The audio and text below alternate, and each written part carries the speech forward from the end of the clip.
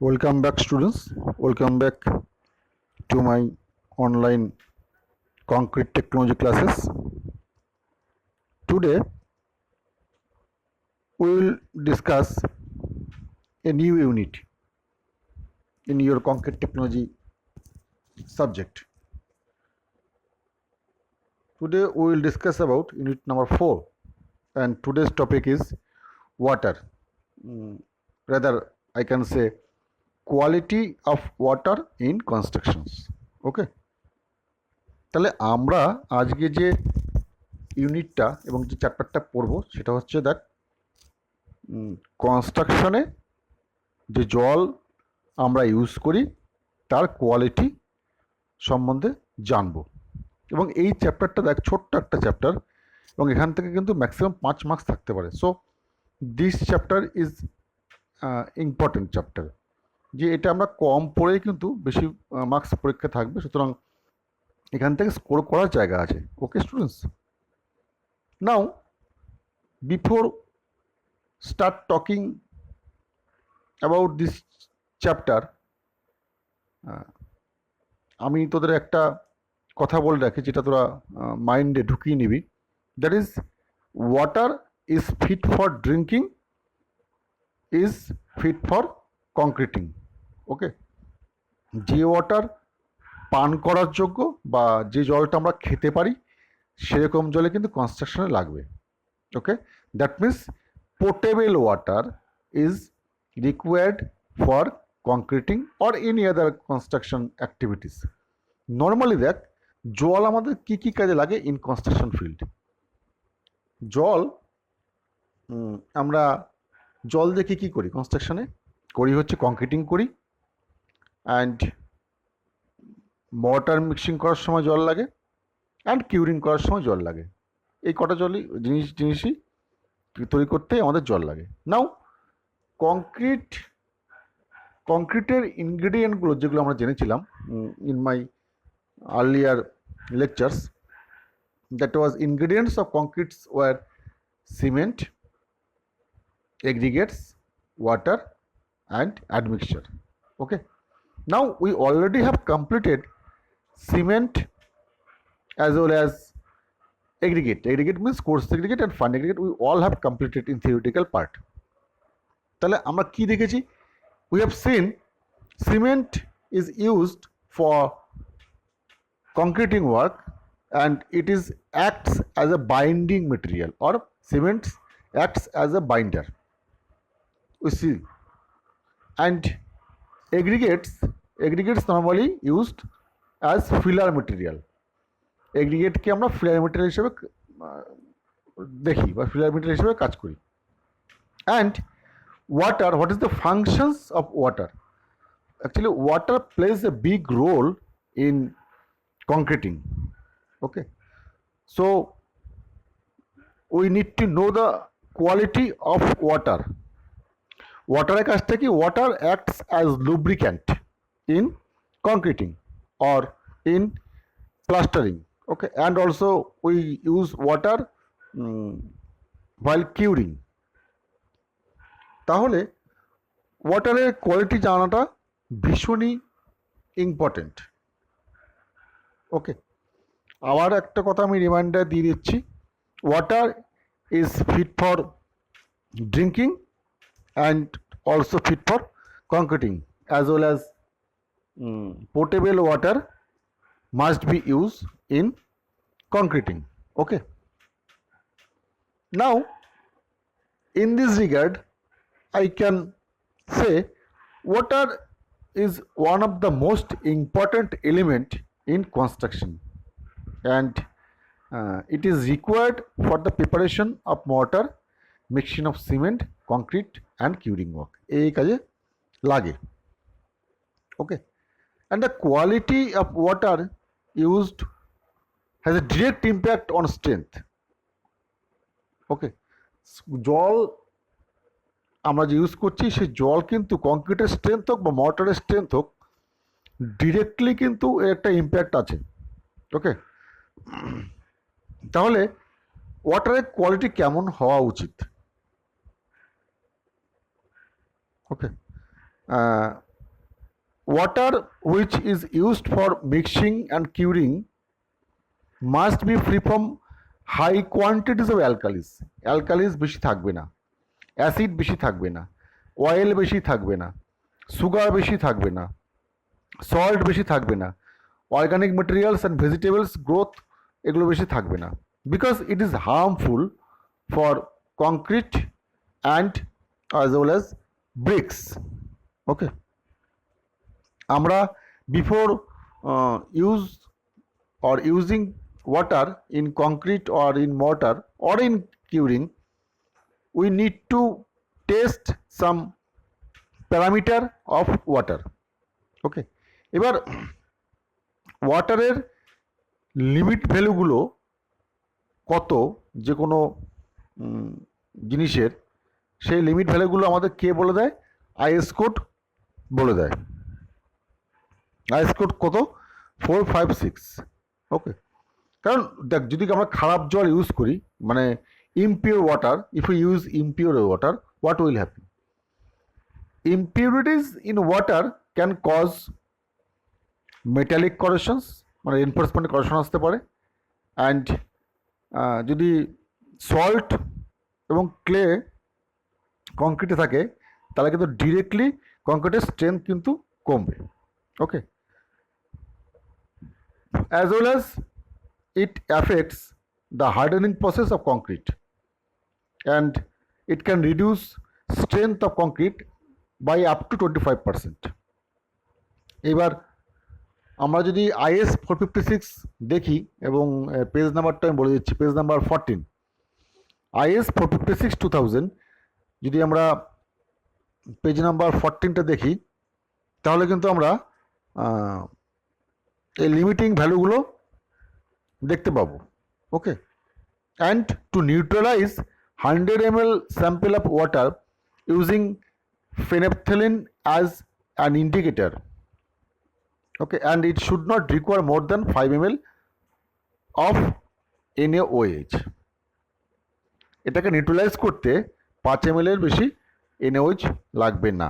Okay, and to neutralize 100 ml sample of water using mixed indicator and it should not require more than 25 ml H2SO4. Okay, now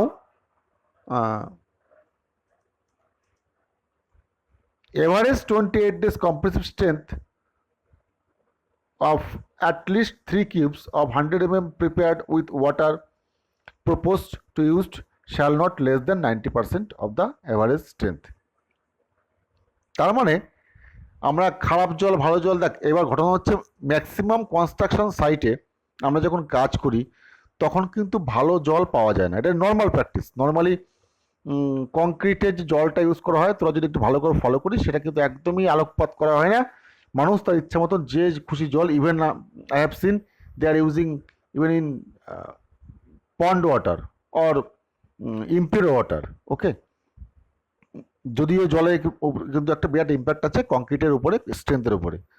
তাহলে যে কোনো construction সাইটে কাজ করার আগে আমরা ভালো জল, ওটা ভালো জল কিনা আমরা বুঝবো কী করে? ধর আমরা সাইট লেভেলে একটা প্যাড যদি তৈরি করি, ছোট্ট একটা সিমেন্ট পেস্ট দিয়ে একটা ভালো জল দিয়ে তৈরি করলাম, একটা সাইটের জল দিয়ে তৈরি করলাম, এটা কিন্তু কোনো আইএস কোডের গাইডলাইন বলছি না, এটা কিন্তু একটা থাম্ব রুল বা এটা একটা সাইট লেভেলের ফিল্ড টেস্ট কন্ডাক্ট করা হয় to check the quality of water.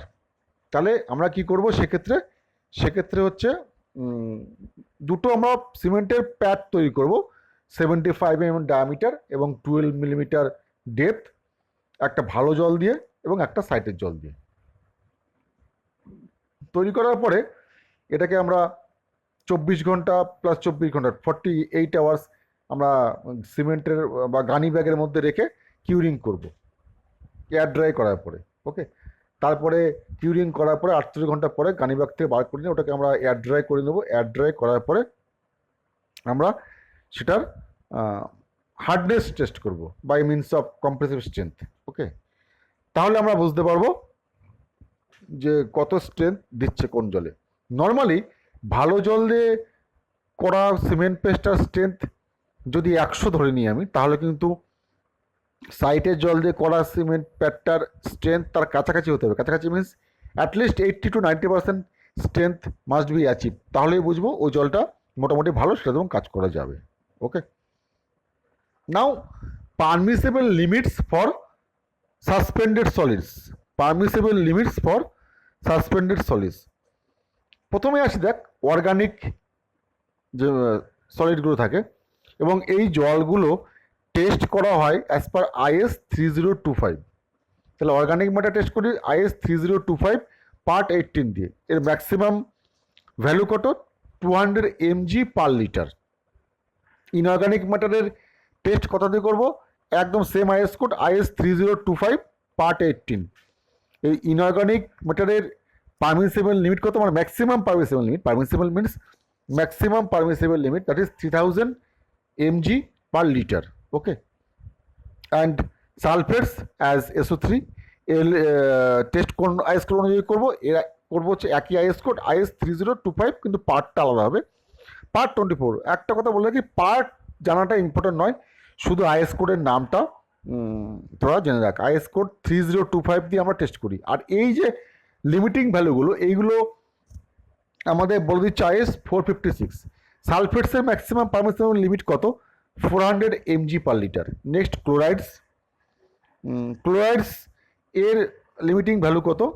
এর লিমিটিং ভ্যালু হচ্ছে 1000 mg per litre for RCC work and 2000 mg per litre for PCC work. And suspended solids এর ম্যাটার, সলিড ম্যাটার এর কত? 2000 mg per litre. এটাও কিন্তু IS 3025 দিয়ে আমরা test করব। Okay, now limits of alkalinity. এটা আমরা পড়েছি যে to neutralize 200 ml of sample of should not require more than 10 ml of 0.1 normal ACl। Okay, এবার কী কী টাইপের টেস্ট আমরা করব for checking of quality of water? Okay, তো আমরা যেগুলো একটুকে পড়লাম ম্যাক্সিমাম পারমিসেবল লিমিট, সেইগুলো কিন্তু ল্যাবরেটরিতে গিয়ে আমাদের টেস্টগুলো করতে হবে, আমাদের কি কি ম্যাচ করছে অ্যাজ পার আইএস কোড। ওকে, এবং এই টেস্টগুলো must be done according to IS 3025। Okay, and in this regard we can say in civil engineering projects large quantity of different materials are used and it is necessary to test all the materials according to certain set pattern with desirable frequency of testing। মানে একবার test করলাম সেটা testing দিয়ে সারা জীবন চলছে, ব্যাপারটা সেরকম নয়, আমাদের পিরিয়ডিক্যালি টেস্ট করতে হবে। ওকে, নাও কী কী টাইপের টেস্টগুলো আমরা করে থাকি? PH value. পিএইচ ভ্যালু, এই pH value of water should not be less than 6 and should not be more than 8। যদি পরীক্ষাতে আসে কখনো জলের পিএইচ ভ্যালু কত, জলের পিএইচ ভ্যালু হচ্ছে should not be less than 6 and should not be more than 8। Okay, and তার সঙ্গে আমাদের পিএইচ ভ্যালু টেস্ট করতে হবে, লিমিটস অফ অ্যাসিডিটি টেস্ট করতে হবে, লিমিটস অফ অ্যালকালিনিটি টেস্ট করতে হবে, এবং percentage of solids, chlorides, suspended matter, sulphates, inorganic solids, organic solids, এগুলো আমাদের করতে হবে। Okay, and frequency of testing of water, এটা কিন্তু আমাদের কন্টিনিউয়াস প্রসেস। যে কোনো সাইটে যদি বড় কাজ চলে বা যদি অনেক দিন ধরে কাজ চলে, ওকে, সে যে জলই হোক, সে যদি মিউনিসিপ্যালিটি জল সাপ্লাই করে বা যে সোর্সেই হোক, ওকে, প্রত্যেকটা ক্ষেত্রে কিন্তু আমাদের টেস্টগুলো করতে হবে। Now some recommended limits of concrete construction water test. Water use for mixing and curing shall be clean and free from injurious qualities of alkalis, acids, oil, salts, এগুলো থাকবে না। I have told in earlier. Okay, and the pH value I have told, I have said that pH value of water should not be less than 6 and should not be more than 8. Okay,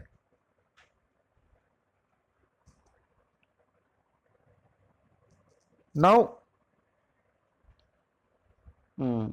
physical and chemical properties of groundwater shall be tested along with soil investigation, and if the water is not found conforming to the requirements as per IS code. IS code means IS 456/2000. ওকে, এবং আমরা যখন পরবর্তীকালে কনস্ট্রাকশনের কাজকর্ম দেখব এবং টেন্ডারে যখন হবে দেখবি টেন্ডারে বলাই থাকে water must be tested by the contractor as per recommended by the engineer in charge. Tender ডকুমেন্টে পরিষ্কার করে বলা থাকে, একদম ক্লিয়ার করে বলা থাকে যে contractor has to arrange good quality of water construction indicating the source. তুমি কোন জল ইউজ করে কংক্রিট করবে সেটা কিন্তু তোমাকে বলতে হবে। Okay, and water found for satisfactory for mixing also suitable for curing. যে জলটা আমরা কংক্রিট বা মর্টার মিক্সিংয়ের জন্য লাগাবো কাজে সেই ওয়াটারটাই কিন্তু আমরা কিউরিং করতে পারি। ওকে, and seawater shall not be used for mixing or curing in normal case. If there are some unavoidable circumstances where we are forced to use seawater, আমরা সেটা নিয়ে পরে ডিসকাস করব যে সি ওয়াটার কী কী ক্ষেত্রে লাগানো যেতে পারে। ওকে, and water from each source shall be tested before the commencement of the work. জল টেস্ট করতে হবে কাজটা শুরু করার আগে, and there after once in every 3 months till the completion of work. যেটা আমরা ফ্রিকোয়েন্সি বলছিলাম যে রেগুলার ইন্টারভ্যালে টেস্ট করতে হবে, তাহলে জলটা আমরা প্রত্যেক 3 মাসে টেস্ট করব কাজটা কমপ্লিট না হওয়া পর্যন্ত।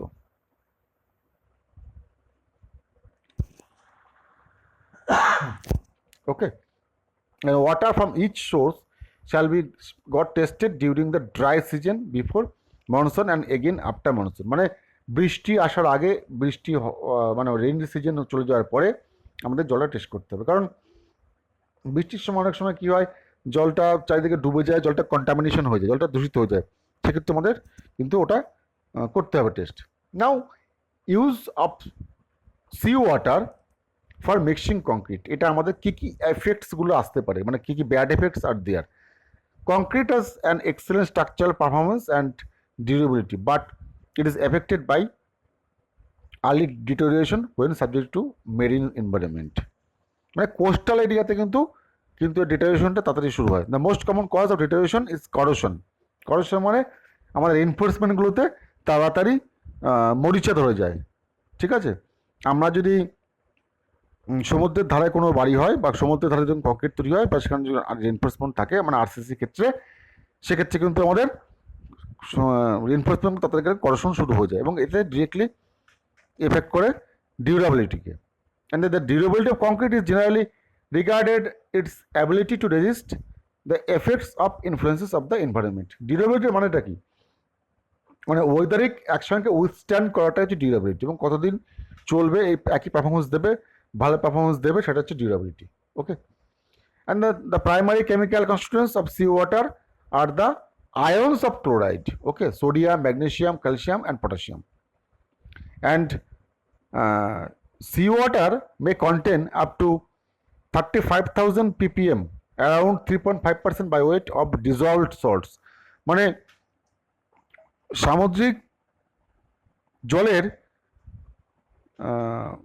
ডিজলভড সল্টসের পরিমাণটা ppm মানে পার্টস পার মিলিয়ন, ppm মানে পার্টস পার মিলিয়ন, 35,000। এইবার যদি কেউ ডেড সি মানে হচ্ছে একটা সমুদ্র বা মহাসাগর যেখানে মানুষ ডোবেই না, মানে you cannot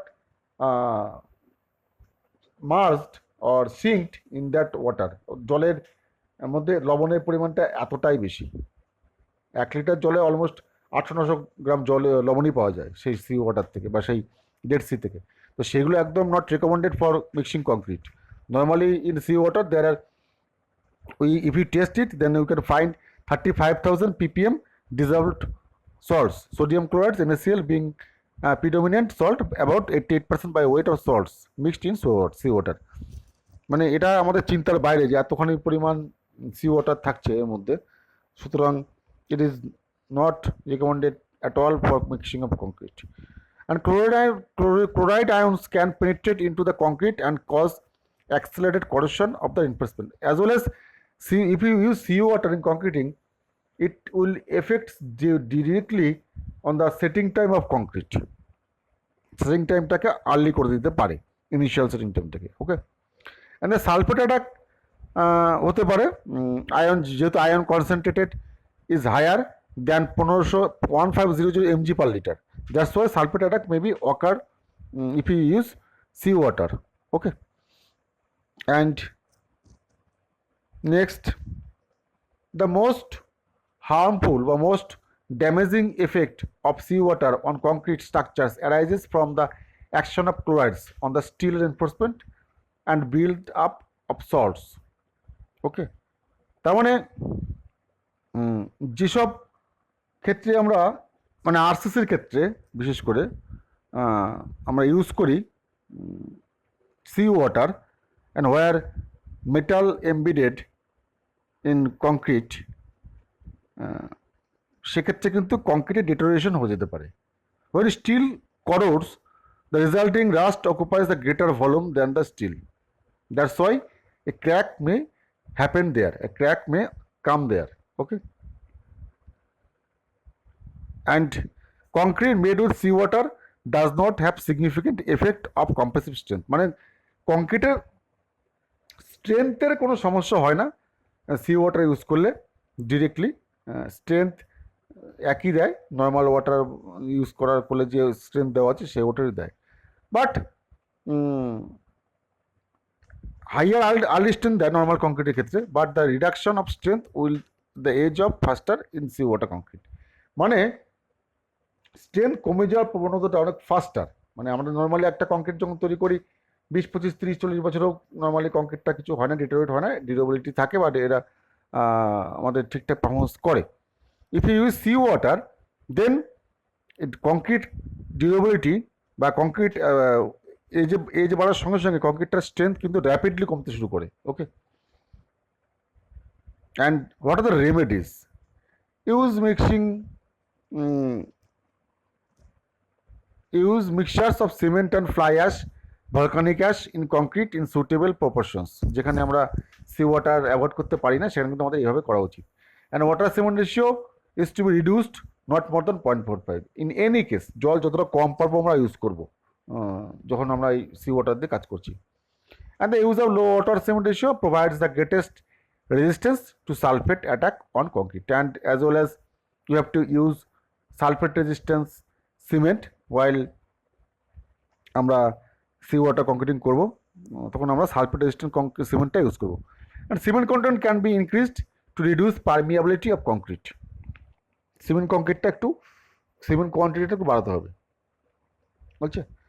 and prefer limestone aggregates or two sandstones than quartz aggregates, because limestone aggregates provide more durable concrete product in a marine environment. Marine এনভায়রনমেন্টের ক্ষেত্রে কিন্তু লাইমস্টোন অ্যান্ড স্যান্ডস্টোন এগুলো কিন্তু ভালো কাজ করে rather then quartz aggregates. Okay, এগুলো আমাদের একটু মেনটেন করতে হবে at the time of using sea water in concreting. Okay, তো আমাদের এই চ্যাপ্টারটা শেষ হয়ে গেল, and today up to this, and thank you for watching video.